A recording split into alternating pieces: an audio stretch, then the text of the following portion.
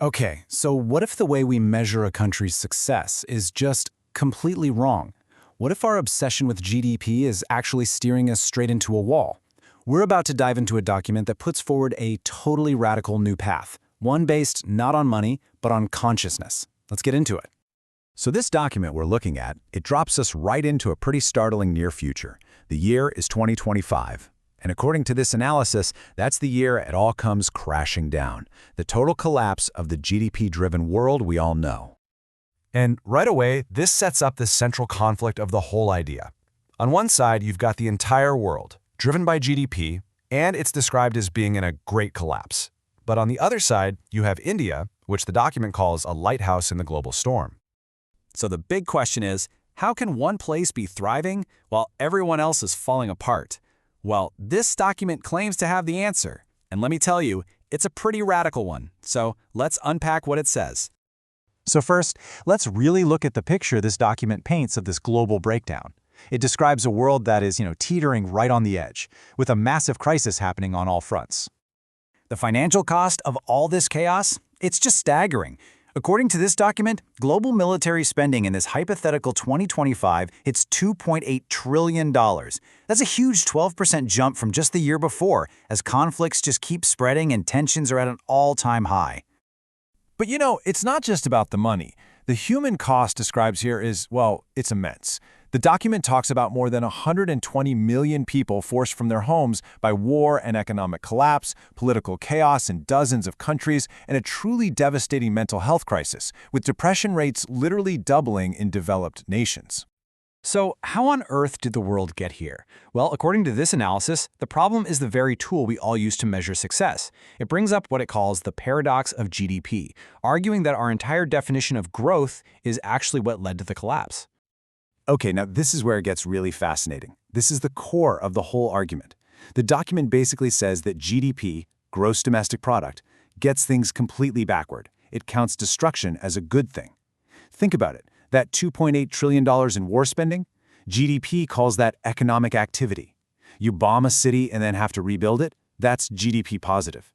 Even dealing with refugee crises and cleaning up oil spills get counted as growth in the service and green economies. It's wild. So the crucial point, the big conclusion from this document, is that while everything was falling apart, the one metric we used to measure progress was actually cheering on the destruction. All right, so if GDP is the problem, what's the fix? Well, this document doesn't just point fingers, it actually offers up a whole new alternative, a brand new index designed to measure what really matters. And it's called the UPM Index. UPM, that stands for Unity, Peace, and Meditation. And the whole idea is to shift a country's focus away from just making money and toward things like social harmony and, well, people's inner well-being. So how does this thing actually work? It's broken down into three main parts. The biggest slice of the pie, a full 50%, is soul. That's stuff like empathy, ethics, and social fairness. Then you've got head at 30%, which is all about education and new ideas. And finally, body. That's 20%, covers the more traditional stuff, like the economy and the environment. See, the weighting itself tells you what the real priorities are. And this isn't just some fantasy for the year 2025.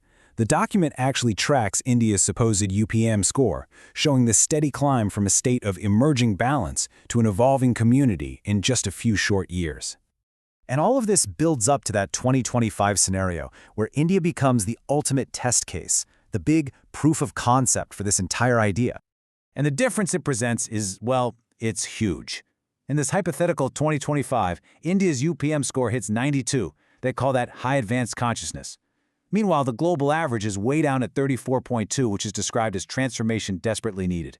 It's a tale of two completely different worlds. The analysis then connects that super high UPM score to some really concrete results. It claims that while the rest of the world's economies were shrinking, India's actually grew by 8.5%. It also became this global peacekeeper, mediating conflicts, and a humanitarian giant providing tons of global aid. And to really capture the whole vibe of this vision, the document includes this incredible line from a hypothetical 2025 speech. We did not achieve this miracle by accident. We achieved it by choice, the choice to measure what truly matters. Okay, so let's zoom out for a second. What's the big idea here? What's the philosophy driving this whole UPM index thing? It really all boils down to this one powerful idea from the source: measurement shapes civilization. what you measure, you become. The argument is pretty simple. If you only measure GDP, you're going to get a materialistic, cutthroat society. But if you measure something like UPM, it suggests you'll get a more conscious, cooperative one. Our metrics aren't just report cards. They're literally shaping our world. And that leaves us with a final, really big question for you. This whole idea challenges the very foundation of how we think about success. So, if you had the power to create a new way to measure progress, moving beyond just money, what would you choose to measure?